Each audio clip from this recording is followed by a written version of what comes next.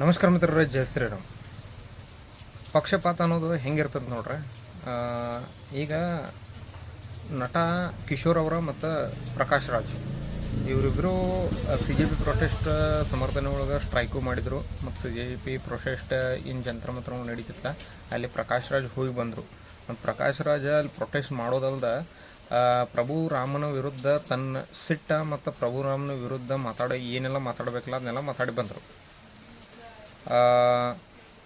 ವಿಷಯ ಏನಪ್ಪ ಅಂತಂತಂದ್ರೆ, ಅಲ್ಲಿ ನೀಟ್ ಪೇಪರ್ ಸೋರಿಕೆ ಬಗ್ಗೆ ಅವರು ಮಾತಾಡಿದರು ಮತ್ತು ಸ್ಟ್ರೈಕ್ ಒಳಗೂ ಪಾಲ್ಗೊಂಡಿದ್ದರು.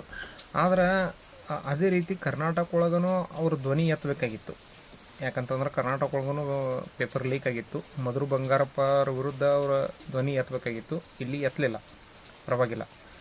ಮತ್ತು ಪಂಜಾಬ್ ಒಳಗಂತಂದು ಅಲ್ಲಿ ಒಂದು ಪೇಪರ 3 ಲಕ್ಷದಿಂದ 13 ಲಕ್ಷ ಮಟ ಮಾರಾಟ ಆಗೈತೆ ಅಂತೇಳಿ ಸೋಷಿಯಲ್ ಮೀಡಿಯಾ ಮೇಲೆ ಮಾಹಿತಿ ಇದನ್ನು ಹರಿದಾಡತ್ತವೆ.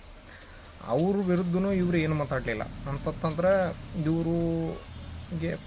ಇವರಿಗೆ ಬರೀ ಧರ್ಮೇಂದ್ರ ಪ್ರಧಾನ್ ಅವರ ರಾಜೀನಾಮೆ ಬೇಕಾಗಿತ್ತು ಮತ್ತು ನರೇಂದ್ರ ಮೋದಿ ಅವ್ರಿಗೆ ಬೈಯೋದು ಬೇಕಾಗಿತ್ತು ಅನಿಸ್ತೈತಿ. ನಿಮಗೇನು ಅನ್ನಿಸ್ತೈತಿ ಕಮೆಂಟ್ ಮಾಡಿ ತಿಳಿಸಿ ಹೇಳ್ರಿ. ಜೈ ಶ್ರೀರಾಮ್.